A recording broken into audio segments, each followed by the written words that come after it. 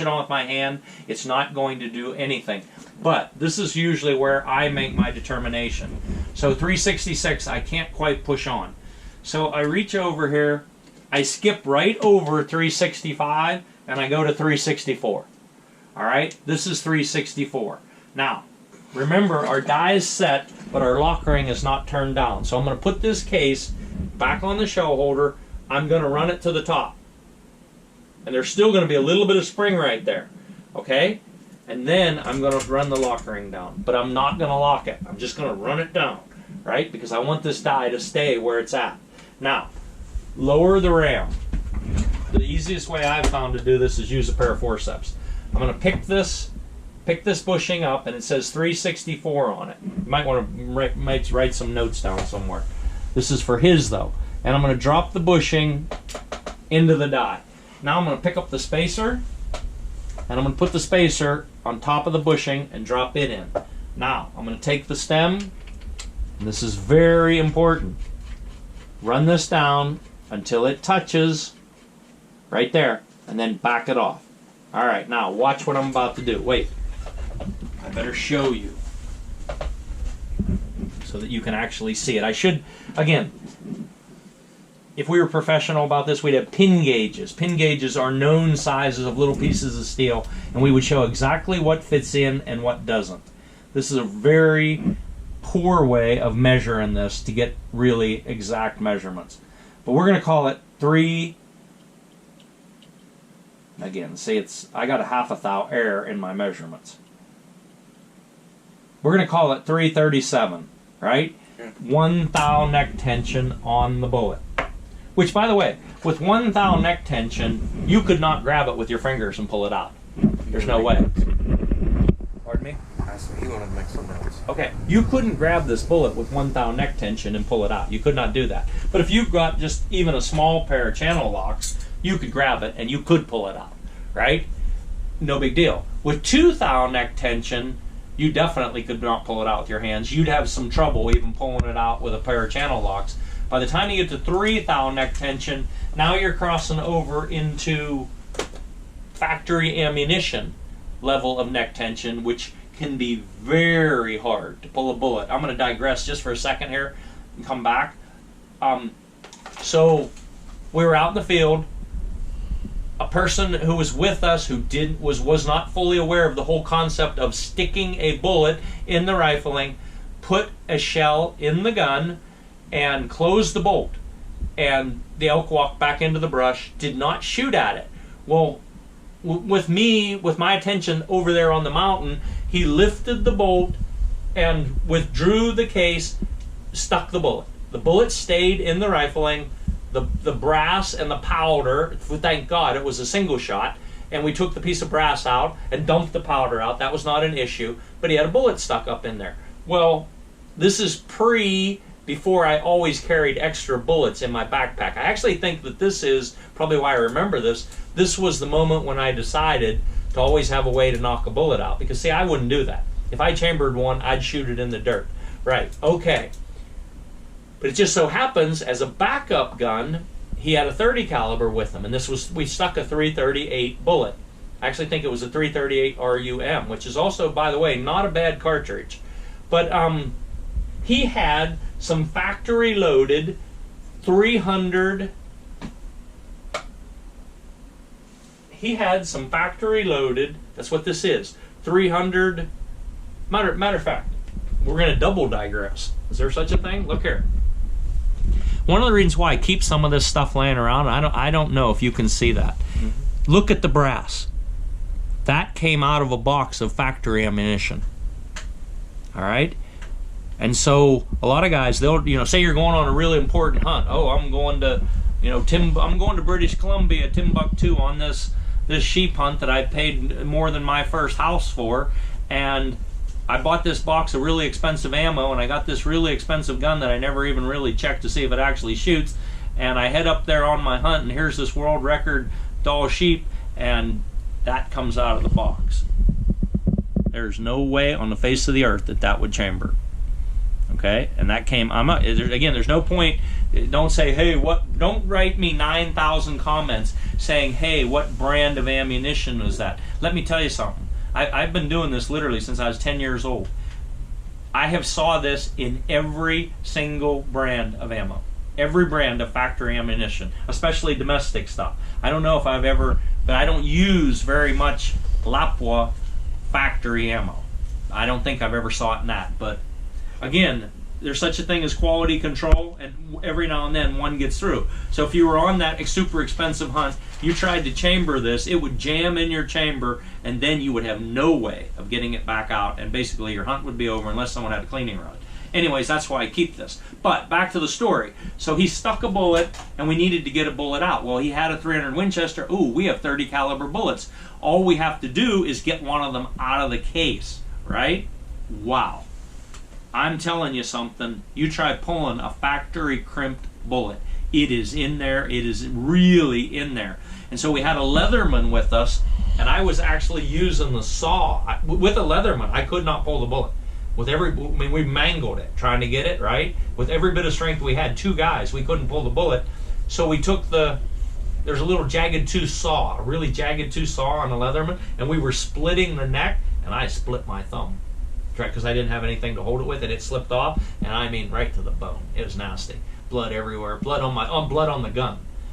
Blood doesn't come. By the way, that's something else very important to say. You get blood on a stainless steel barrel because, really interesting. So a little earlier, he was asking me, how often do we build guns that just are bare stainless? And we used to do it quite a bit, but I forget why that I change my protocols sometimes. I have to think back. If you get blood, say you get blood all over your hands, and you grab that stainless barrel, I guarantee you it will rust there by the next day. There'll be rust all over it. So that's another reason to Duracoat or Cerakote. Anyways, so we got the bullet out, dropped it down the thing. Are you falling asleep? We got the bullet out, dropped it down the thing, and we got it out. Now, so we're talking about neck tension, right? So 1 thou neck tension would be absolutely fine if you're going to a shooting match or if you're really, really careful with your ammunition. But if you beat things up, you're going to need more than 1 thou. 2 thou would be better, maybe even 3 thou. Because if you drop a loaded round like this and it only has 1 thou neck tension, it will push the bullet back in the case.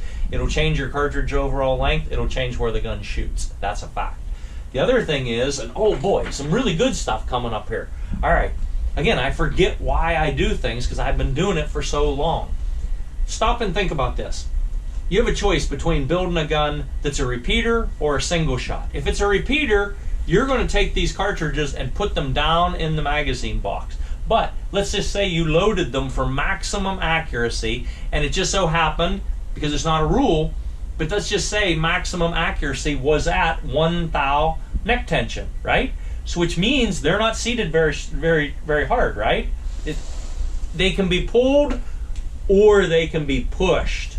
All right, so you build a repeater. You put them down in the magazine box. The gun goes off. They go up and touch the front of the magazine, and they drive the bullet deeper into the case. So your first shot was with your super duper ultimate hand loads that are dialed to the 1/10 of a gnat's butt, and the second one, you just drove the bullet back down in the case 1/4 of an inch.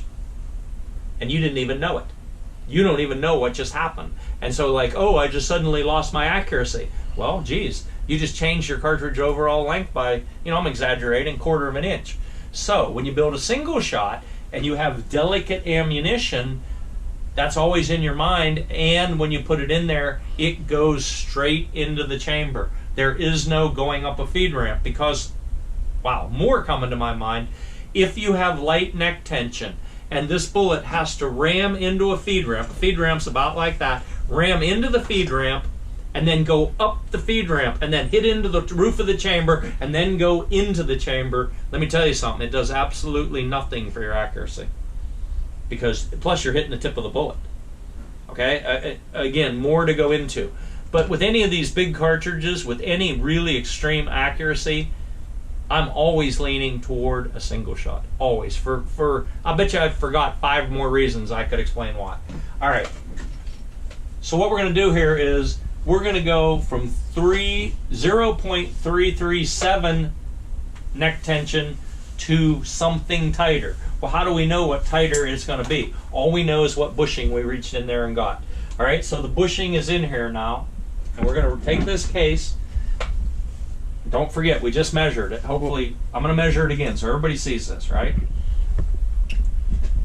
0.337. Okay? So put it on your, everything's the same. I haven't changed anything. Now look, obviously it's hitting, right? Otherwise the handle would drop. Here, watch. There is full extension, right? So, and all we've done now is put that bushing in there. So there it is. So it is now hitting on the leading edge of the neck. And we're going to push it down. And now it just touched the shoulder. So what we're doing right now is 2 operations, because you realize you can do these as single operations, or once you get the die set up, you can do it as 2 operations in 1 movement. You see what I'm saying here? Okay, so right now, if we were to run all the rest of these through, we'd be doing 2 things. We would be increasing our neck tension by reducing the outside neck diameter, and we'd be bumping the shoulders at the exact same time. You get it? Mm-hmm. Okay. So now we ran that up in there, and again, it'll probably be that camera. We do not have high enough quality cameras to see this, but there's a line right. Okay, I'm going to try to show you this. Okay, there's a line right there. So it sized the neck from here to there. Now, why didn't it get that little piece right there? Because the way the die is designed, there's a small web in there. Because that when we drop that bushing in, otherwise it would fall the whole way through. You see what I'm saying? Am I getting through here? Mm-hmm. So there's a little web in there. So there's always this little piece right here.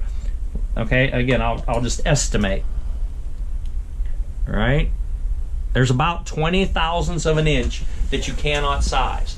Now, some guys are all concerned with that. Well, let me tell you something. That's a blessing. The reason it's a blessing is because that is still the same diameter it was when it was fired in the gun. So what that does is that acts as an alignment ring. It acts as an alignment ring to get this pointed perfectly straight into the chamber. So I don't mind at all having that little bit that doesn't get sized. Okay, now we don't want to get off the track here too far. So remember, it was 0.337. And we are now at 0. I want to get this right. We are now at 0.335. And so let's round up and call it 0.336. And so what we gained is 1 more thou neck tension. So now this bullet will require more pressure to put it in, but it will also require more pressure to pull it out. And now again, I'm going to try to head this off because we sort of talked about this. So the thing is, does this affect accuracy? And the answer is yes. Here's the bad part about it. As far as I know, to the limit of my experience and everything I've ever read, there is no rule to whether you're going to have greater accuracy with less neck tension or more neck tension. As far as I know, nobody has ever definitively answered that question. But what I do know from lots of experience is that if you started fooling around with these bushings at some spot, you would increase the accuracy and you would definitely get more uniform chronograph readings, which if you're shooting long range, those 2 things are actually one thing because you're reducing your vertical in your group. Now, my brain is fried. We're going to shut this off just for a minute, please.